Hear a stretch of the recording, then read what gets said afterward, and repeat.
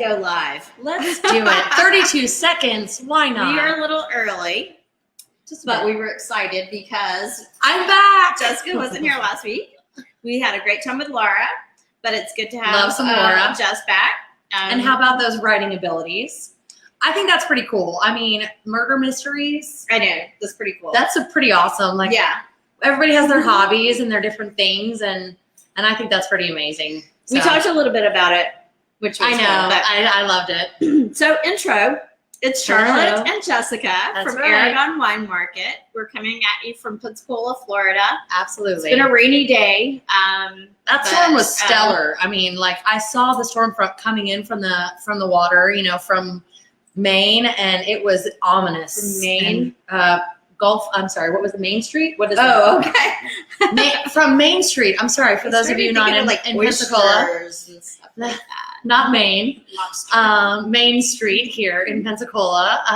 And it was black cloud front approaching us. So I'm glad that's passed. Yeah. Well, and me too. But we'll see how that goes, and we'll see how the weekend goes. But yay, it's we're July, back. so we're back. And I hear that you have you're also going to get your blonde on. I have my color consult next week. Yeah. And I'm so excited. Stephanie, I'm coming for you at De Novo Salon on 12th Avenue. No plug there. But I will be a blonde again, and life will be complete. Well, you know what? Say bye-bye to quarantine here. That's right. I did a couple weeks ago, and it's been really She proved to me that blondes really do have more fun. They do. I just have to go back there. They do. Quarantine, quarantine. Bye. Quarantine. Quote me on that. Hi, Pam. Baby. We love you, and we're so thankful. She says to me every week, well, you won't see me. Or, yes, you won't see me, but I'll see you. And we're so happy that you're joining us again. Thanks for chiming in. So how this works is, well, I'll just go ahead and get to how this works. I had some things I was going to say, but I'll say them at the end. How this works is that we pick some wines for the virtual wine tasting. You come in during the week, like Pam and Bill did, and you pick up the wines. We usually do a white and a red, as we did this week. Sometimes a rosé. You know, we like to mix it up and maybe a bubble. Crazy. But so you get the wines, and then you join us, and then we've got some cool people to talk to about the wines and all that. So. Yeah, absolutely. And one of the fun things, actually, noting Pam and Bill, they message me on Facebook or send an email and follow up to our newsletter. They'll shoot me a message and say, hey, Jess, pull us a bottle of each, or we want to also try this. And, you know, that kind of notes on something we touch on every week. If you want a curbside order or you have a special order that you're interested in, please call us at the shop or shoot us a message, shoot us an email. Happy to bring it out to you, pull it for you. Definitely. Yeah, Pam and I'll usually always join us, which we appreciate. Yeah. We're happy to pull any bottles for you, but the special ones that we do of the week go pretty quickly. Yep. So we sold out this week. So that's not true. There are 4 sitting on the counter, but they're called for. They already have names on them. So technically they're sold. Yeah. So how this works, back to that, we drink the wines and we talk about them, and we would like for you to ask questions. So if you want to put your little questions in, type them in, we will answer them as we can. Definitely. And if you're watching our individual watch parties on our personal Facebook pages, because we always try to share that, try to link back to the Aragon Wine Market page, because that's the only way that we're going to see what your comments are and be able to respond in real time. Right. So we want to know what your questions are. I'm a novice at this and learning and navigating my way through wine, and as always, that's the funnest way. That's what I say about it, wine. People will go, "Oh, you're an expert." I'm like, there's never going to be a time that you go, "Well, I've learned everything I can about wine. I'm done." Nope. Always something to learn. So absolutely. Keep learning. Definitely. Keep learning, and all you know is your taste. So until you try it, that's the beginning steps of trying wine or learning about wine is, do you like it? Yes or no? It's a very simple question. Do I like how this tastes? And then you move on and develop that palate from there. So as always, we're going to announce the wines every week that we're going to do. Please pick them up before Thursdays if you can. If not, They're recorded for you to be able to tune back in at a later time. Maybe you've got friends and family coming in over the weekend and you want to save it till Saturday. Great. Then we're going to record this for you. And you can always have this running in the background or, use it as a reference. Our goofy faces talking about it, but there really is a lot of good information there's from so much the people good that actually tune in with us. We've got Debra coming in later. But that does remind me that we are also doing a new promo. So all the first 12 wines that we did for virtual wine tastings, we're taking orders for. So we've pulled all those wines that we drank. Maybe you got to try them. Maybe they sold out. Maybe maybe you loved them. Maybe you didn't get to try them. Mm-hmm. So what we're doing is putting them all together, the first 12 in a box for you. We're taking special orders, and then we're giving a 15% discount, which is solid. Make it, make it a little. Oh my gosh! Better. I rang it up and I was like, discount. I was like, it's worth it. Yeah, so absolutely, it's like $50 off. Yeah, $50 off. I know, which is crazy. But and then you can drink them and go back and look at our goofy faces on either on Facebook, the videos, or on YouTube. That's right. So absolutely. All right. Okay. So without further ado, we will introduce. We've got Debra Lewis, who is joining us from Vintage 59. Hi, Deb. Hey, girls. Hi. Hello. And we've got Mikey Muscadet.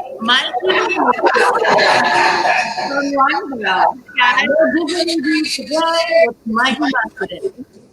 Yes. Amen. So, Deb, Vintage 59 is an importer. And I think they specialize in the food and drink wines. Is that correct? Right. Yeah, I'm getting a little bit of feedback here.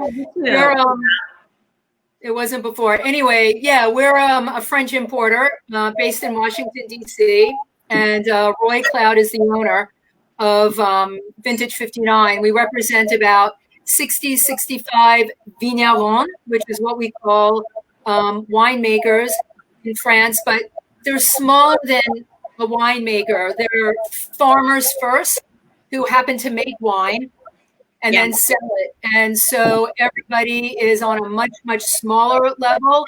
Nobody really makes more than 10,000 cases.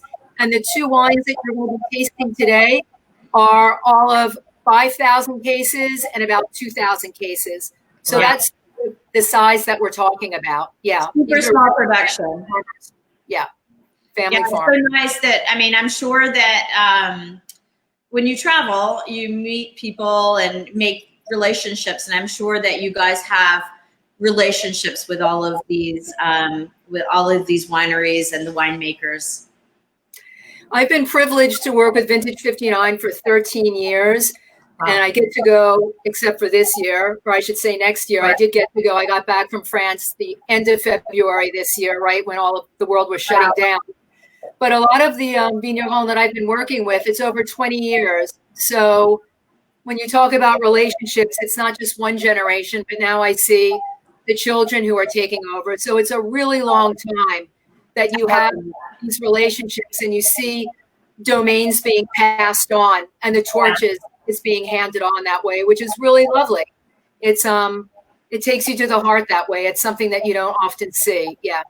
I love that. And I think we've had a few smaller, importers and wineries on over the last few months that you see that passing of the torch. And it's beautiful to see second generation wineries, wineries that are passing the marketing and the, whatever legs of the business that they can to their children, to their grandchildren. And that's such a beautiful opportunity for us to really explore these small farms and these family vineyards that have been around for a long time and share them with our customers. So I love the fact that we can explore that with you today.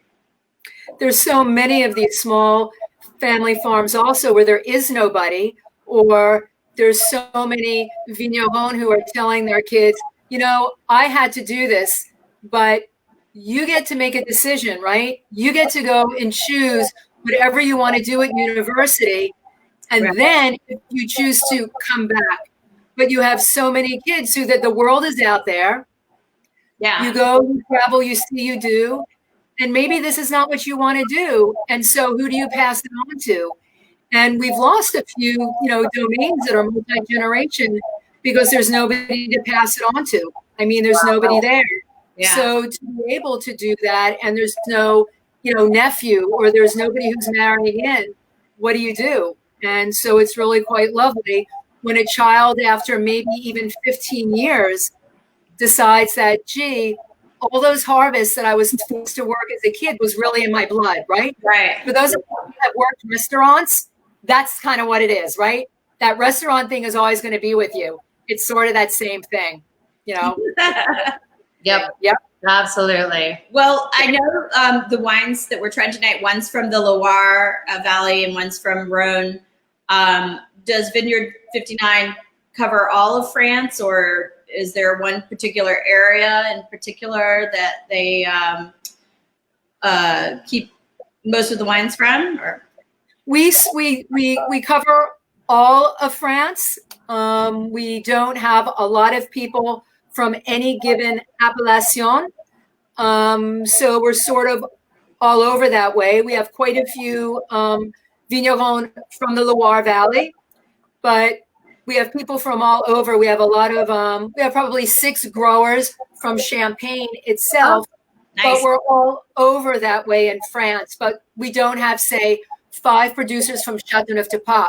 We have 4 producers from the entire Rhone Valley, both north and south. Yeah. Maybe one from where we are in the Ventoux, one from Chateau Unang, one from Saint-Joseph, that way, but not a lot from one singular area that way. But we do hit all over France. Yeah. So we're not doing it tonight, but one of my favorite champagnes is Jacquesson.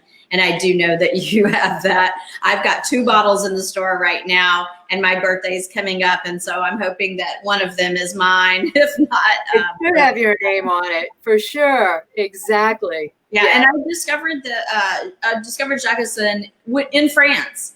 And it was just one of those that you learn about. And when, before I opened a wine store, and there's ones that you just tip of your tongue, you just out for your brain, you just remember, and you just love so much, and you have to have those in the store, and those are your favorites, and Jacquesson is one of mine. So I think it's how all of those wines are. They're things that hit you, and then especially when you get to open your own shop, it becomes your own personal little gallery that way. Yeah. And there's things that, of course, you need to sell, you want to sell, but to be able to have those little gems that mean something to you, that you have experience with, to be able to have wherever they are in the world, that becomes, the real joy. And then to be able to tell that story to everybody that walks in. Right?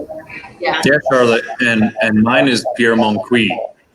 Yeah. So I've been a fan of, and it's one that Debra's company imports, is Pierre Moncuy from Champagne. It's a grower champagne. So a lot of people want grower champagnes. I don't want to extrapolate too much on these other wines, but Jacquesson is great, but Pierre Moncuy is my Jacquesson. I used to serve it in my restaurants.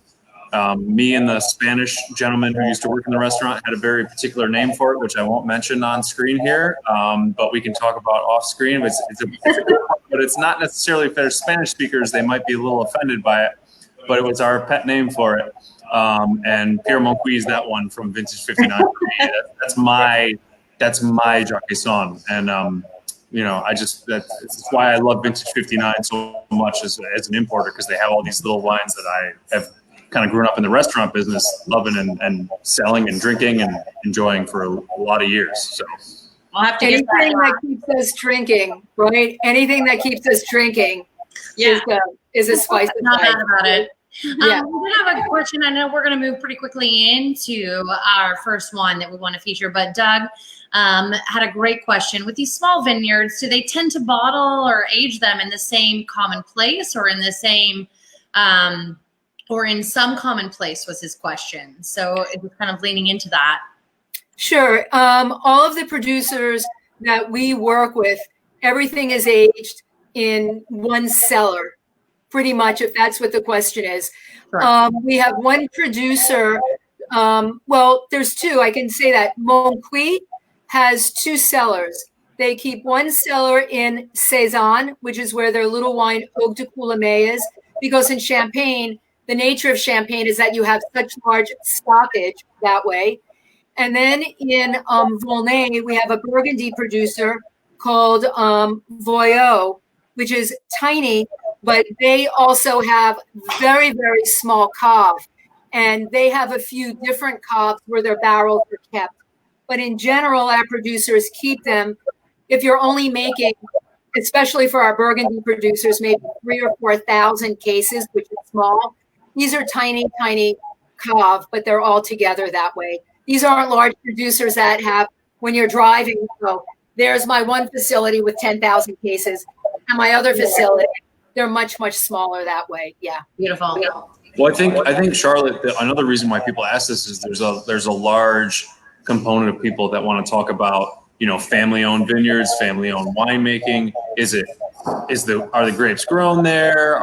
Is the bottle bottled there on the domain or at the site of the domain, and then is it aged there? I think that's a really big deal for people now more and more because of the sort of corporatization of wines that people ask those questions. I think that might be what they were getting at. Are these producers that are, you know, growing grapes, or at least growing the majority of their grapes, and then making the wine on site and then bottling it on site? Now that's a whole separate discussion with France as far as bottling lines and mobile bottling units and things. But I think that's important for consumers these days as they learn more and more that they want something that's made by somebody, that's bottled by somebody, that they've overseen every aspect of it. They haven't shipped out everything for somebody to just do the other thing with, or for somebody to age. On the bottle, when you see estate bottled, and in France it would called mise en bouteille, that means, and the people that we work with, a vigneron is somebody who grows their own grapes, makes their own wine, and sells their own wine. So they have touched everything along that way, right? They pick those grapes, they make it, everything is bottled right there on site, which is the only way that you can say it's estate grown. And even if you have a mobile bottling line, which you see mostly in Champagne, because you're only bottling a few times a year that way, and the expense of it, it's still bottled on the estate. You're not sending your juice out someplace. That juice stays at the estate that way. But yeah. That's a great point, Mikey Muscadet. That's a great point, because I have had that question often: is the proprietor bottling and aging the wine, and those questions. And so that's a really good note that it is indeed. And are these wines bottled that we're going to feature today? I guess kind of leaning into moving forward. Are these bottles aged on site or fermented? Yes, everything is there. Everything is done at the domain. These are complete ownership until Winebow orders these wines and they come with their truck and pick up that pallet. These wines do not leave the domain until Winebow puts in their order and they get on that Winebow truck. Exactly. Yeah. Deb, I know you've got a presentation that would you like to put that in now or before we talk about the wines? I think everybody should pour their first wine in their glass. Everybody should have already poured their first wine. Yeah, so let's start. We're going to start with our first. I'll start the presentation and we'll just start. We'll go through that because I've got maps and everything, so everybody will be on the same page. Okay, perfect. Sounds good. So everybody started the Muscadet. Mm-hmm. And so Branche is the Muscadet, and I know that a lot of people when they hear Muscadet in this part of the world, absolutely think sweet, because we have a muscadine grape, and it's a sweet wine. So they think that, or they think Moscato. There's all these things that go in their head. They get those two mixed up and they think it's a sweet wine. Tell us it's not. So, well, we're right. It's Muscadet. There's no O on the end and there's no INE. There's no Muscadine. This is Muscadet. It ends with a T. So I'd like to first start with a map of France to get everybody on the same page so that we're all walking in the same car together. For those of us who have been to France and not. And I like to also show Paris, because that's normally when we're going to France, we're going to fly into Charles de Gaulle. We're going to get our rental car there, and we're either going to get in that rental car or hop on a train. And since we're Americans, we always talk about drive time. So we land in France, and we're either going to hop on the TGV and get on that train, and in a matter of 3 hours, we're going to be here in Nantes, which is the city that's the furthest west in the Loire Valley. And this is the Loire Valley here.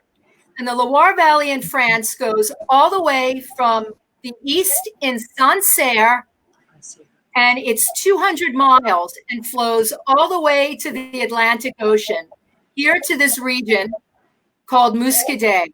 So that's where Branger is. And then the other wine that we're going to taste is way, way down here in the Rhone Valley and in the southern Rhone in a region called Ventoux, and it will be called Chateau Unang.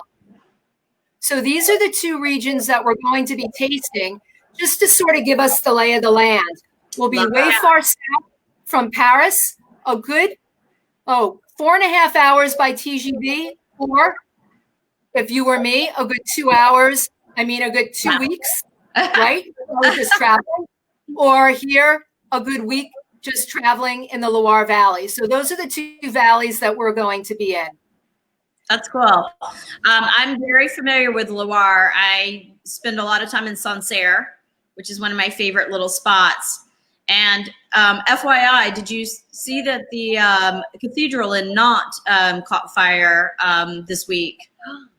It did again. I know that it just did that like 20 years ago, and they put a concrete roof on it, and it seemed to catch again. Wow. That's so crazy. This is a better map here of the Loire Valley for all of you who love wines from the Loire Valley, which to me is such a plethora of absolutely fabulous wines, because you have so many different grapes here. Yeah. So and here's some great prices as well. East, and then we go all the way across here. And this is the region where we are. This is Muscadet. And we are in a specific region here called Sèvres and Main, which we're between the two specific rivers. And those are the names of the rivers, the River Sèvres and the River Main. And that's where we are right here with Branger. So you can see this is sort of a delta region. And that's really, really going to make a difference in how this wine tastes, and all the different terroir here, which is going to be different from those of you who enjoy Saumur or Chinon, all the Cabernet Francs, or Vouvray, all the Chinon. So that's going to really, really temper the minerality and all of the way that this bone dry white wine is going to taste here. And we now we're going to our winemakers. Sorry to interrupt. We do a lot of Sancerre. We obviously it's my favorite. So I mean, it's in that same general area. Sancerre? Sancerre. No, we're completely opposite. We're here on the west coast, and Sancerre is completely on the east. Part of France. We're the Loire Valley. We're at both ends of the Loire Valley. Exactly. So show us again where Muscadet is. Muscadet is here. This big green area on the east. It's the furthest west of the Loire River before it enters the Atlantic Ocean. And Sancerre is right where the Loire River Valley begins. And here in Sancerre, we know the grape is Sauvignon Blanc or Pinot Noir. And the only grape that we can grow in Muscadet, there's one grape and one grape only. And it's called Melon de Bourgogne. So it's only one grape. And this is our winemakers. This is Claude and Sébastien Branger. And Sébastien now has taken over, and Sébastien is 4th generation. So we have 4 generations here, and they only grow about 80 acres of vines, okay, of one grape uniquely. And because it's a delta, it is completely flat. You might have some rolling hills, but this is all you see. And the Loire Valley is very flat because it's off of a river. But you have this incredibly beautiful, delightful river valley that I call it this agricultural basket, where the French love to vacation. There's camping. You're always sailing or kayaking on that river. It's lovely for biking. And more than anything else, I feel like you're always driving around with a bottle of rosé between your legs. Excuse me, just keeping a traveler, right? That's sort of where you are. So you've got this really, really lovely area here of one grape, this Melon de Bourgogne. And this grape came from the Dutch traders in the 1600s who brought it because they wanted the French to fortify it into spirits so that when the Dutch came back, they could take it as they went on their discoveries, and they could take it when they were going on the spice route. And that's actually how Melon de Bourgogne got to this area. Interesting. Now, when you look at the bottle, because everybody is drinking this wine now, there are a few things I want to say. This is not sweet like Moscato, right? It is not sweet like Muscadine. This is a bone-dry white wine, which is what makes it so incredibly lovely. Mm-hmm. It is historically always paired with seafood and shellfish. And what do you get from this part of the world, like you guys have, are oysters. Yes. So this, like Sancerre, is always going to be your oyster wine and your seafood and shellfish wine. It is a wine that you also see, everybody should be picking up their bottle, and what you're going to see on the front of the bottle is Sur Lit. Sorry, guys. Show it on the Sur Lit. And what that means is on the leaves or on the yeast, which is why I wanted to show you this. And this is a wine from this region that is always aged on those dead yeast cells. And so you get this texture in this bone-dry white wine. And these wines have stayed on this yeast for up to 6 months. Now, Granger makes 4 different levels of wine. The wine that you're drinking is called Le Fils de Grand Mouton, or the Sons of the Fat Sheep. And that's the name of this particular vineyard site. Mm-hmm. It's 26 acres only, and these are their young vines. Their young vines are 40 years old. Those are their young vines, 40-year-old young vines. And this stays on the lees, these dead yeast cells, for 6 months. And they have wines that stay on the yeast, on these lees, for up to 3 years. That's crazy. So it's even more textured. So you get this incredibly mineral. You also pick up this sensibility of salinity, this nice saltiness because you're by the sea, right? You get all of those sea breezes that come in.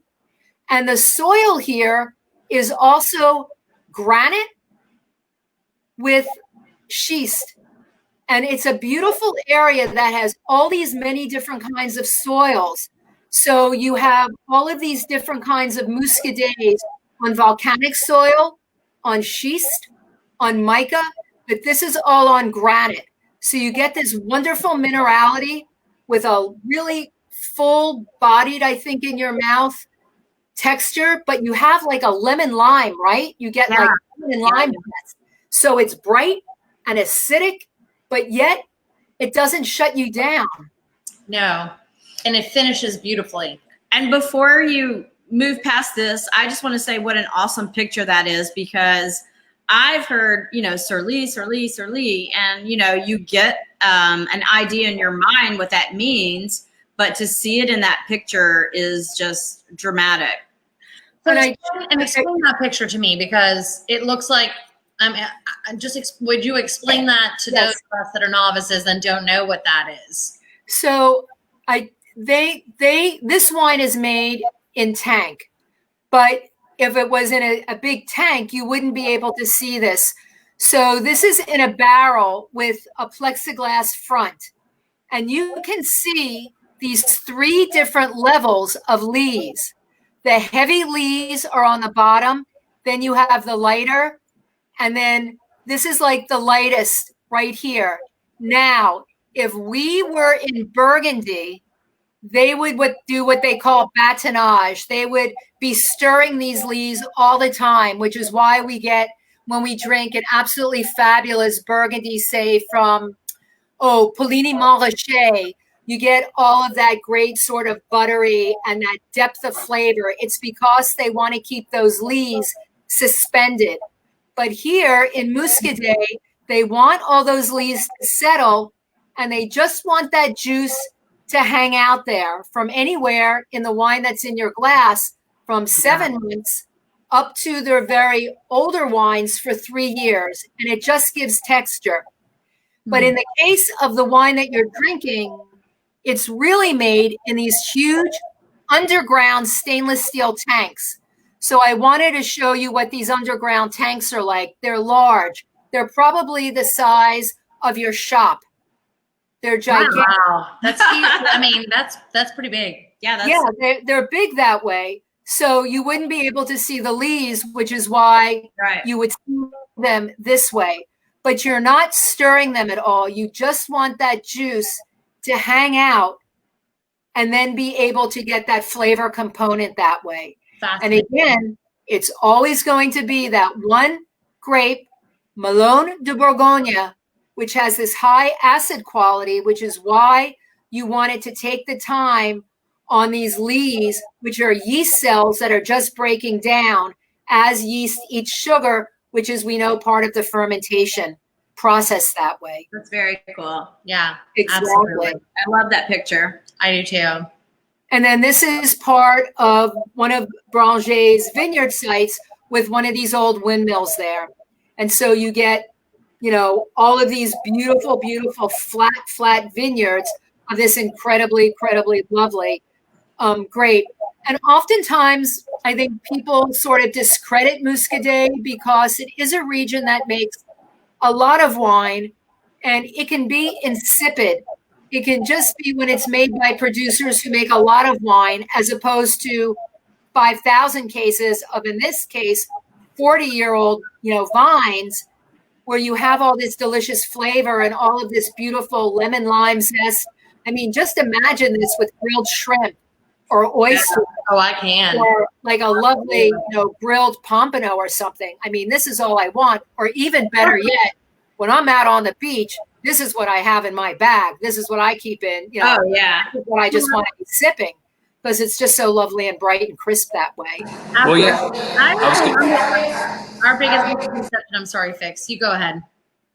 No, I was going to say what Deb was talking about with Muscadet and the style and the misconception. There's been a kind of a slow moving process over, I would say, at least the last 10 to 12 years of wine drinkers sort of rediscovering what really good Muscadet is because of a lot of these techniques that are being used, especially the Surly aging. Muscadet in its sort of barest form, I think, is one of the great sort of malleable wines of the world. It can really lend itself to a lot of different foods, a lot of different situations, but with this care that's going on with not only the vineyard, the vine ages, but also the winemaking techniques, is it's taken a wine that was kept at yay level. Sorry, I'm going to get in front of my camera. And it's upped the ability for these winemakers to elevate their wine slowly over the years by showing that they can use the winemaking and then they can elevate this grape. And still, as Deb was mentioning, Pouilly Montrachet, if you get a great bottle of Muscadet from Bourget, for instance, or anybody else, you will not be paying Pouilly Montrachet price, at all. And so the great thing about this is they've found a way to really work at this wine slowly. It's been a very slow moving process in my experience, from a wine buyer as a restaurateur in the past, and also as a salesperson, wine consultant. It's a really great malleable grape that can really fit into a lot of different situations for you in, your daily or weekly sort of like wine pairing needs, because of how much they've grown this sort of winemaking technique and how much they've grown the respect of this region. The respect has grown astronomically in the last 10 to 15 years. The other interesting thing is, for me, This is the most exciting region right now in France because they're actively creating crus, and nothing goes quickly in France. And they're creating crus the same way they did in Beaujolais. And 4 years ago, they created 3 crus. 2 years ago, they just came online with 4 crus, and there are 3 more crus that are coming online. The Brangers have 2 of the crus that were created 2 years ago. And the purposefulness of all of these 11 crus that will eventually be created is that they are each on a specific different terroir. So when we think of Beaujolais and the 10 crus there, when we have them all lined up for that absolutely delicious way, right? The excitement that happens when you get all those crus lined up and we get to drink them, we're drinking different villages, and we're drinking the expression of Gamay 10 different ways. And when all of these crus from Muscadet are finally finished and created, we will be drinking 11 different specific terroirs, meaning different soil structures of rocks, from schist, from granite, from gneiss, from all of these, from that one grape again. And that, to me, I mean, that's what floats my boat. I can't wait. And for these crus, the other thing is they have to be aged for at least 36 months on the lees. So right now, the cru that Branger is selling, Monet Saint-Fiacre and Thibault, the current vintage is 2014. Wow. Isn't that cool? That's amazing. And today, I think that's super cool. less than $25. I'm sorry. That to me just excites me that you can drink wine that's that exciting. That's just so value driven. That's just and I love your enthusiasm about it, because I mean it makes us excited about it. Yeah. You know, I'm like The yes, passion you're that right. you have, I'm like, oh my gosh, I want to know. I mean, it's true. It's so true. Absolutely brilliant. Oh, I mean, they're just exciting things that are just happening that way, and they're great values, and they're things that you just want to taste, and that you can have it's just exciting, and things that you know, this when Muscadet they do. we're enjoying is only $14 a bottle for us here at Aragon. Yep. $14 a bottle, and I can honestly say that it is probably one of the best whites that I've had all spring, and blew my mind because I come from the South. I'm a Southern girl, and when I heard Muscadet, my first inclination was Muscadine wine. It's got to be sweet.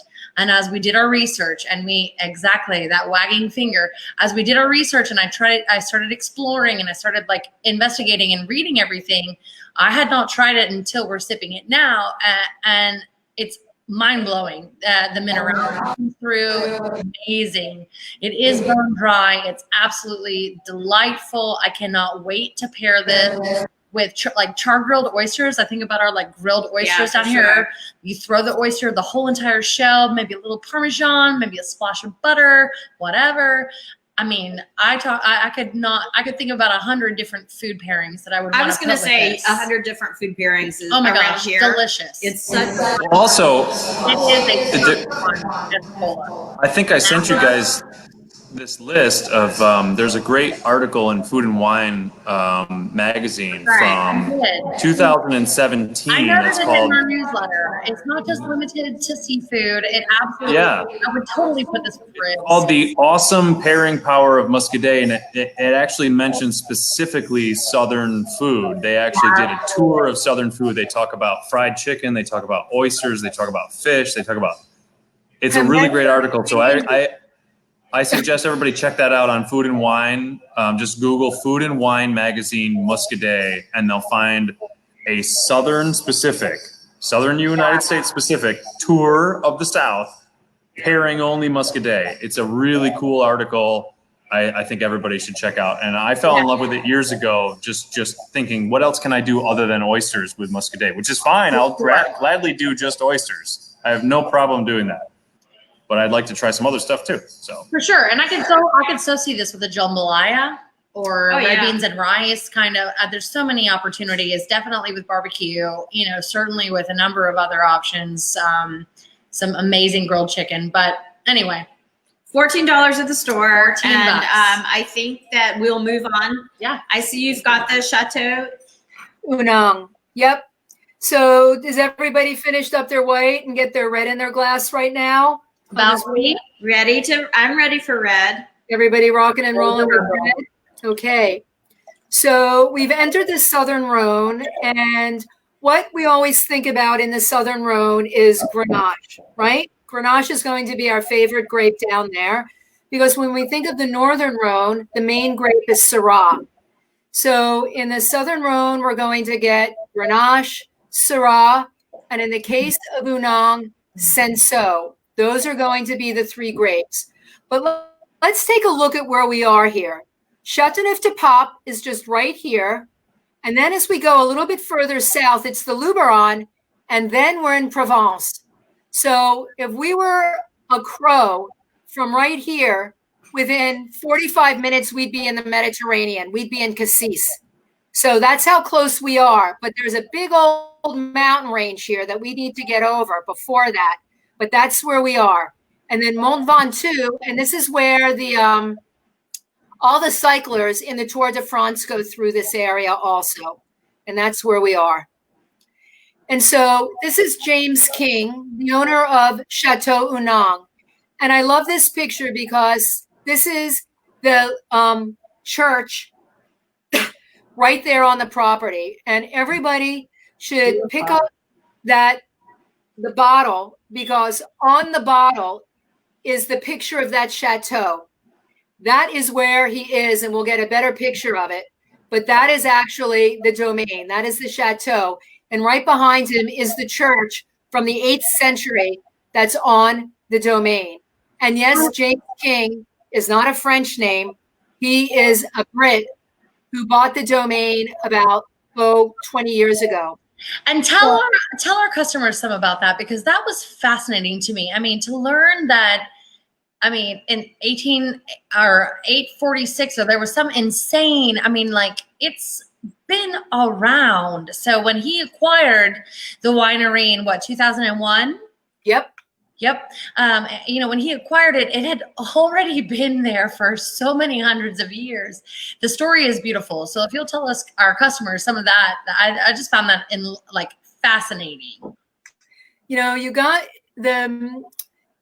when you start talking about Italy and France, and that's why we call these countries the old world countries. Right. There's crazy history there, and as soon as you start talking about the Gauls and this whole area where you had Romans, once the Romans were there was wine. And that there was wine that was made because they kept tax records. And we have domains where they know that wine was made there because they have tax records in their old libraries. So this domain was there since the 1867 because they have records of the Gauls, the Romans being there, growing wine. And this was also an area where it was owned by the bishops. And in France, you had the papacy. Each area they got their wine from. So this is in an area called the Nesky Valley. And this is where all the bishops' wine came from. There was a large cross, and it still sits on this property. So this is where the bishops' wines came from. All the cardinals' wines came from the Loire Valley, from an area called Richelieu. So all the cardinals drank Cabernet Franc, I guess, and Chenin Blanc, because they were in the Loire Valley. But all the bishops were drinking Rhone, Grenache, and Syrah.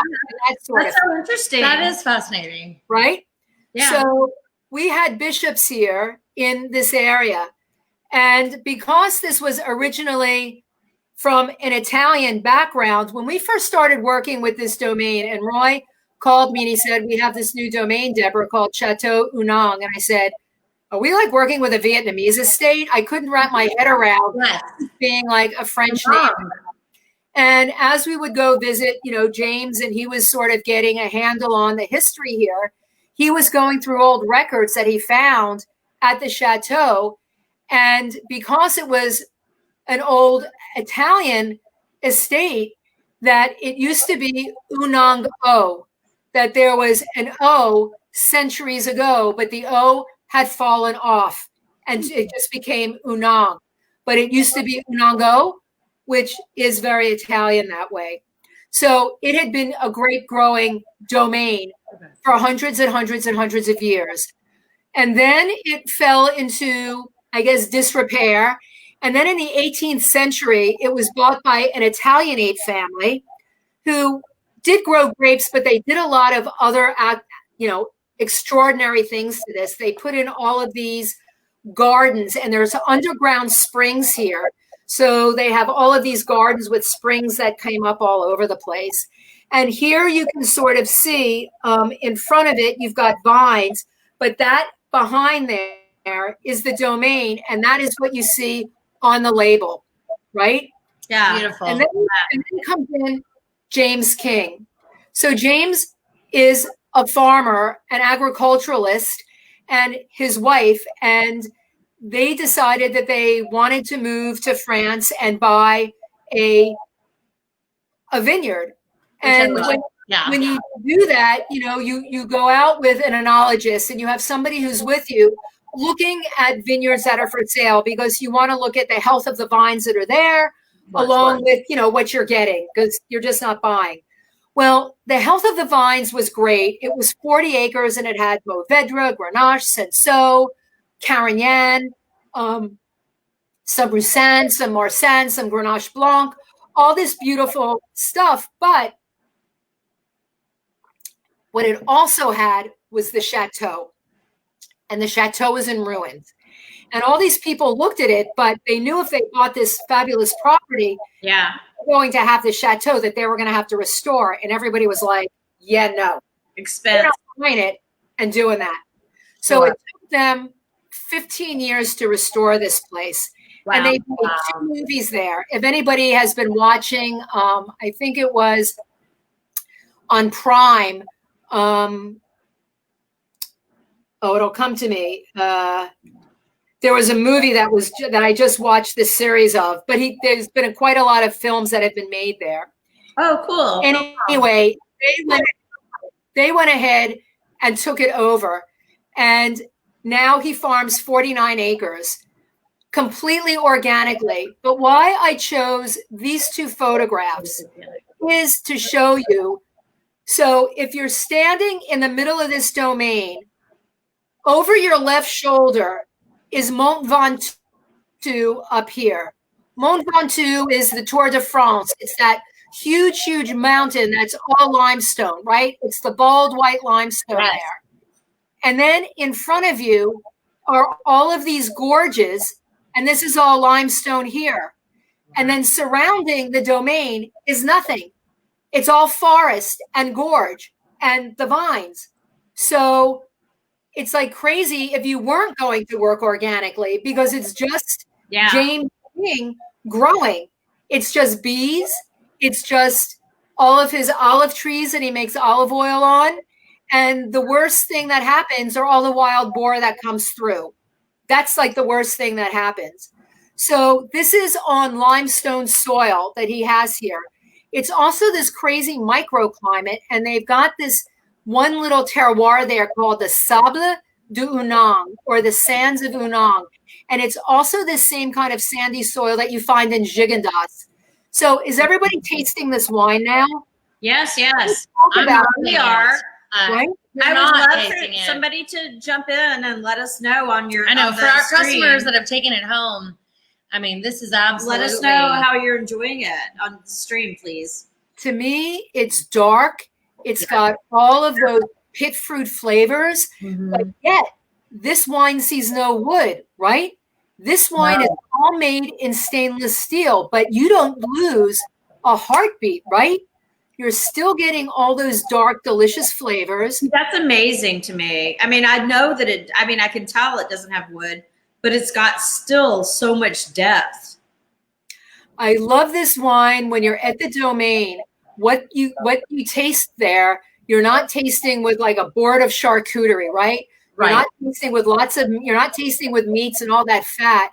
they bring you out big blocks of local dark, dark bitter chocolate. And it really brings out that dark sort of chocolatey tobacco cocoa flavor. So oftentimes, if I'm doing a wine dinner, you know, everybody wants something sweet for dessert. And I'll go, but aren't we having, you know, you usually have a chocolate thing for dessert. And I love this because to do a wine like this with chocolate for dessert, it's still, because it's lovely. I love this wine if I was having a burger. I love it if I'm doing ribs. I love it if I'm doing steak. Yeah. But it also has that other quality to it, right? It's just so, Yeah. it's senso. And so it has all those dark sort of underbelly fruits. We were talking about senso today because somebody said, what is that flavor that I'm tasting? And I said, you probably wouldn't be able to pull out senso when you're drinking it because there's not really wines that are 100% senso. Rarely. It's more of a blending grape. So how would you describe senso for people who haven't really tried it on its own? For me, it's always sort of like when I think of grapes, I sometimes think of grapes in a color.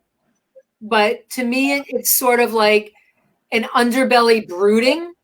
You know, it's like that brown kind of underbelly that comes in. I like the color thing. I do that too. Right? It comes like underneath that way, and it gives it that roundness and that texture underneath. How many times do we just drink Côte de Rhônes that are Grenache Syrah, Grenache Syrah, Grenache Syrah, right. And they've got wood, and they're just big and fruity, and they're flashy, and they sit way up here on your palate, and they're big and fruity. This has fruit, but it doesn't sit up here on your palate. It kind of takes it down, right? It sits on your palate here. Yeah. And this brings to me a lot more interest to your palate. And that's what I was going to say. A lot of people, because this is Rhone Valley wine, right? Yes. And a lot of people are familiar with Côte de Rhône. Côte de Rhône. Everybody knows Côte de Rhône. How would you, I mean, I think you just did compare the two. I mean, right. And the thing about a Côte de Rhône is it doesn't tell you where it's from, right? All a Côte de Rhône means it's grapes from the Rhone Valley. Right. And they're sourcing grapes from all over, which is why when you are drinking a Rhone wine, when you see a wine that says Gigondas or Vacheras or Vaucluse or Ventoux, you know more specifically where you're from. Right. You know more specifically the terroir that it's from. Right. And here we're getting this specific terroir.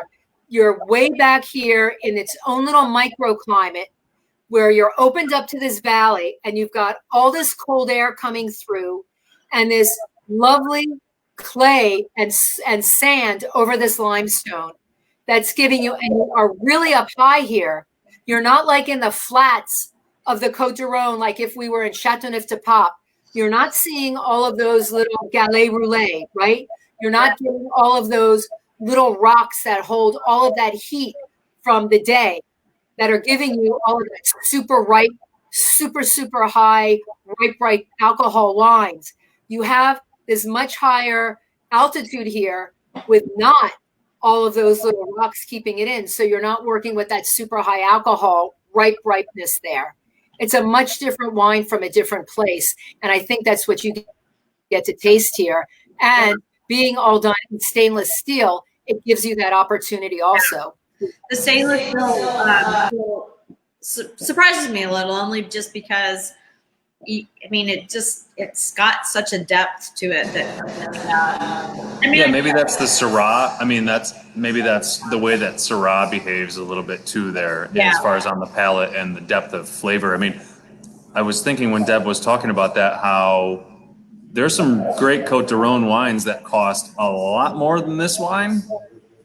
I mean, a lot more. And this wine is quintessentially Rhone in its, when you put your nose in it, you know, you smell a little flower, you smell a little bit of herbs, a little bit of garrigue, you know, and then also you get the fruit and the dark color that you love about Rhone wines or Rhone red wines. Yeah. That makes it so satisfying. This wine is the epitome of a Rhone style wine. but also, as Deb said, to its region, to where it's from. And one of the reasons I wanted to chime in a little bit was just talking about the domain, the Unang domain, and just giving a shameless plug to Vintage 59. Not shameless, not shameless.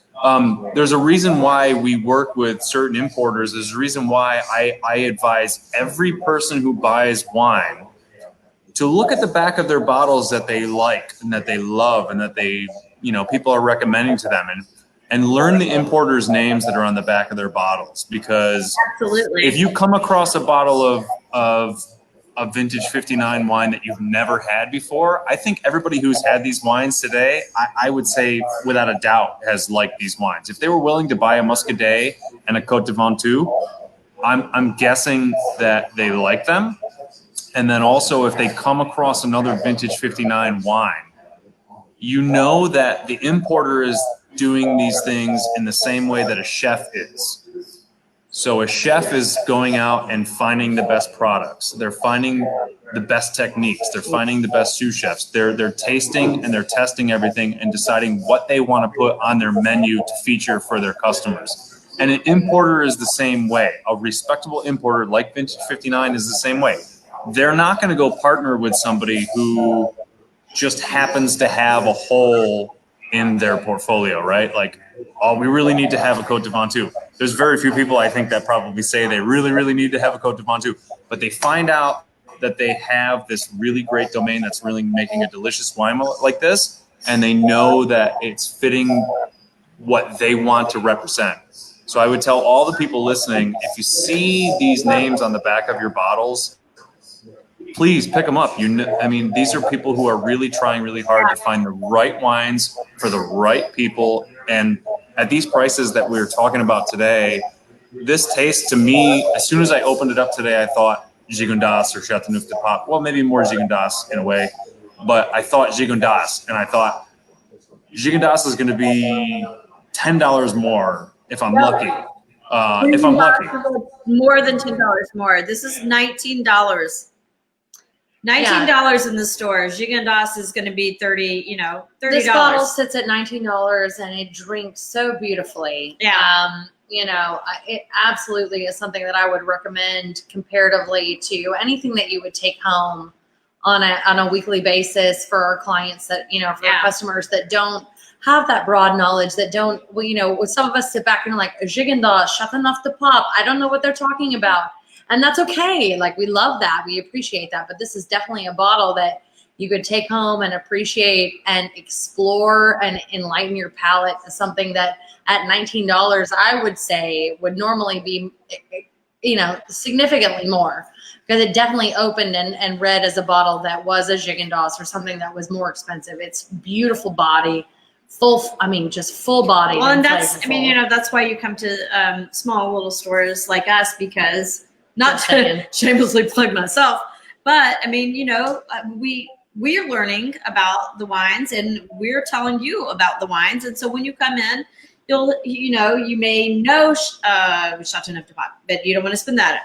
So then you go to a Côte de Rhône. So you're like, but you don't know what you're getting, as Deb said, because it could be, from anywhere. and so then we tell you, hey, try this. It's $19. It's not cheap, but it's not terribly expensive, and drinks like a much more expensive. It's a beautiful bottle. So. I think you get a lot, and I drink these wines, and sometimes all I want to do is just roast a chicken. You just want to roast a chicken, you have all that tapenade. It just takes me to a place. You just want to roast a chicken and be transported. I love that. Yes, absolutely. Well, Deb, thank you so much for joining us. Thank you for an hour of your time. I know. And I hope that you will, have you been to Pensacola? We've worked together.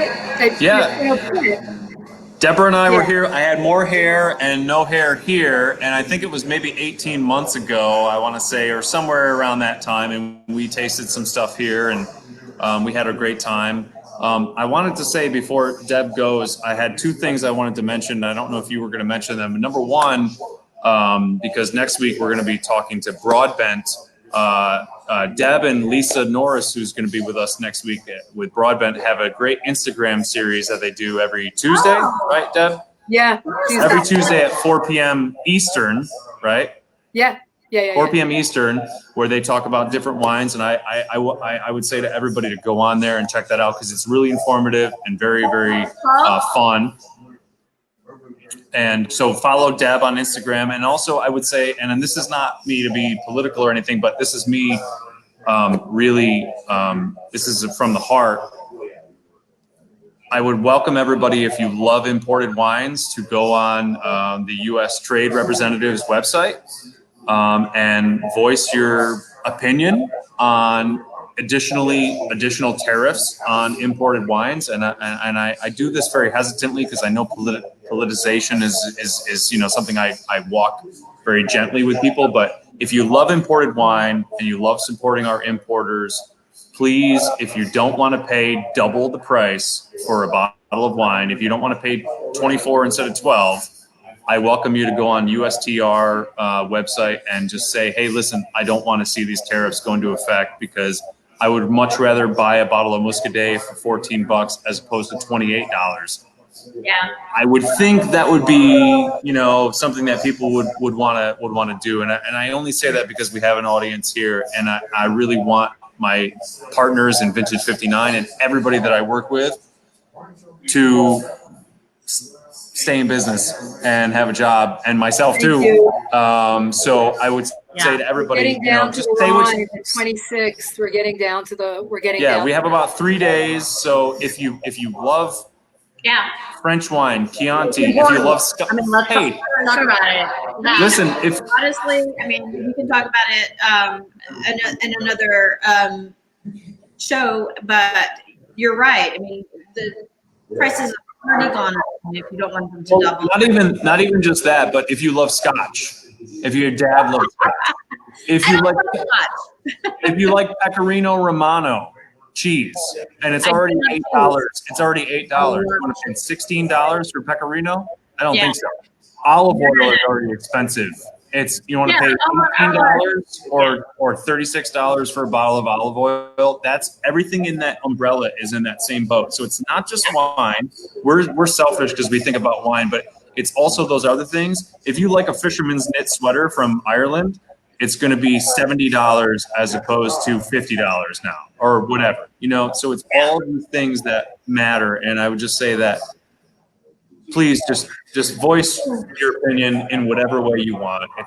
I'm not on any side. I'm just on the side of staying employed, basically.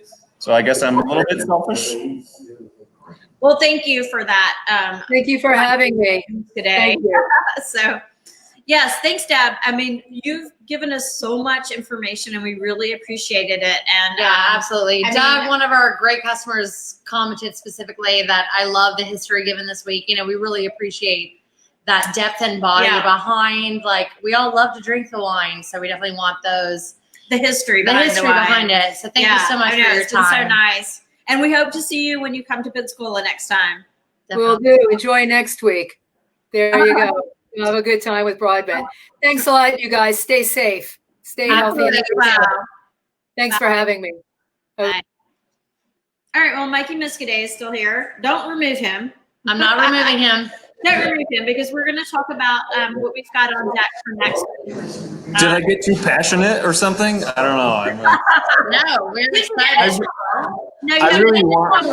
in trouble yet. You haven't gotten in trouble yet. You won't get in trouble. No. Not at all. The thing is that none of us want to pay more for for cheese, wine, or sweaters at all, or Celtic crosses, or anything else that we're importing from around the world. Yes. So I think that it's definitely something that is acknowledgeable and something that should be. It is. A lot of people don't realize is the reality, is that people call all the time and ask me, they're like, I just want to know the price of something. I just wanted the price. And I'm like, oh my gosh, I don't know if I can give you the price straight off the phone because I need to call and make sure that this is the accurate price of the current depiction of the current tariff. Things change because things change. And so we want to make sure that we'll be able to provide for our customers and give them accurate depictions of pricing. And at the same time, we want to make sure that we're supporting and being competitive and making it known that we want to stay competitive with pricing. So, next week. Bye, Judith. We love you too. See you later. Oop. I'm sorry. Oh, bye, Judy. Judy.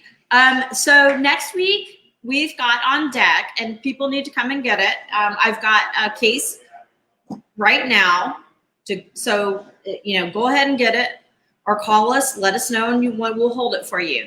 The white we're doing is the Curator. It's a $10 white a blend. bottle. Yeah, it's $10 a bottle. Let me just interject and say it is an amazing bottle of wine at $10 a bottle. It's from South Africa. And Fix, tell us a little bit more about it real quick. Well, it's a white blend from South Africa, so it's got Chenin Blanc, Viognier, Chardonnay. These are grapes that do remarkably well in South Africa. And it's also from Adi Badenhorst. So Badenhorst is one of the great producers of white and red wines, but I think most people are probably familiar with their white wines in town here. And they are masters of Chenin Blanc from South Africa. And to me, other than the Loire, which we talked about today, Chenin Blanc from South Africa is just one of the best places to enjoy that grape. And it's, $10 a bottle, you will be shocked. Crazy. Really delicious. Absolutely. So that's the white we're doing. The red we're doing is from, we call it Baby Chateau Musar, which is, it's from Lebanon, y'all, to start with. Yeah. Like, it's from Lebanon. Have you ever tried a wine from Lebanon? Not yet. Maybe not. If you've been to George, they do have it at George, correct? They sell the Chateau bottle, I think there by the bottle. Yes, I think they do. Yeah, I think they still have some in there by the glass. Might not by the glass, but by the bottle. Yeah. So it's a red blend from Lebanon.